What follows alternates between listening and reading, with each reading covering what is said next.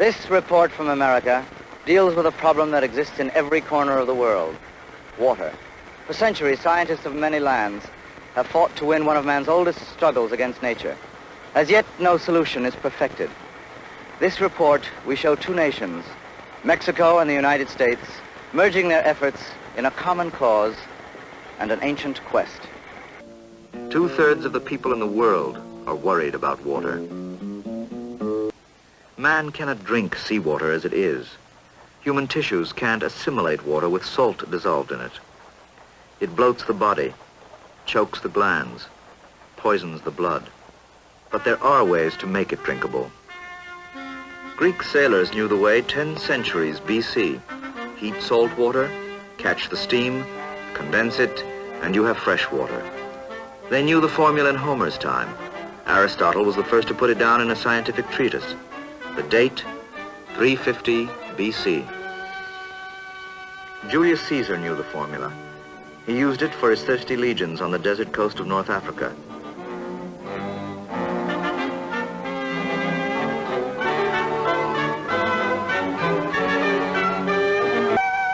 Through the centuries, men in every country tried their hand at distillation.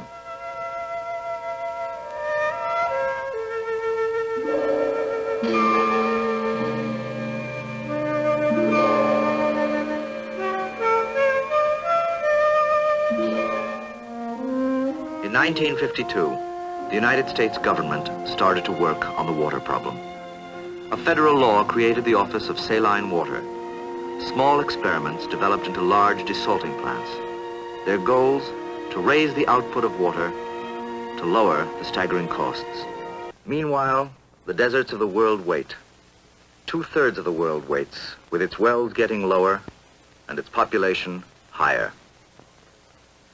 The University of Arizona is one of many American universities that have research grants to seek the solution. Heat salt water, catch the vapor, condense it. Aristotle's recipe with some new hardware. Using the sun's heat to distill water isn't new. But Carl Hodges, University of Arizona physicist, is experimenting on a way to streamline the process. In the Hodges solar still, a film of seawater runs through plastic trays slowly, so the sun has time to heat it. The hot salt water is pumped to the top of a tower. As it falls, air blows upward, evaporating 8% of it. This vapor, rising to the top, is conducted to the next tower, where it strikes cooled metal fins and condenses into water again. Fresh water.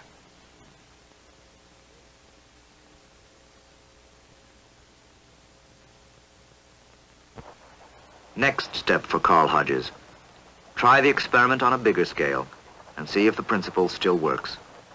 A solar still must be close to the sea. It should be in a place that has hot sun all year round and a community with a real water need. Puerto Penasco offered all of these.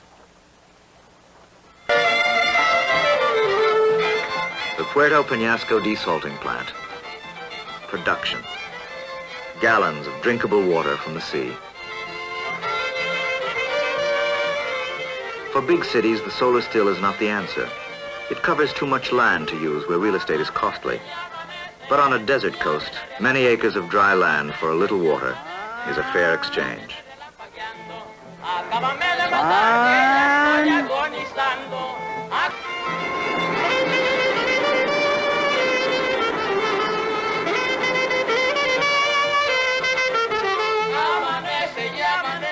Officially, this plant is an experiment producing 3,000 gallons a day of surplus government property which cannot be sold. It can, however, be given away. The Puerto Penasco Hospital sends its truck every day.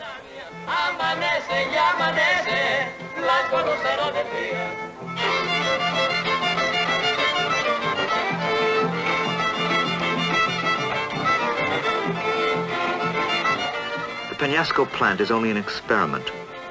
It's too soon to estimate the contribution it will make to the water problem. But the experiment seems to be working. The problem of desalination is not yet solved for the world. Enough water for world irrigation or industry is years in the future. But somehow one day scientists will break the mystique of nature, and their efforts will have meaning for the world. This is Michael Wager in Puerto Penasco.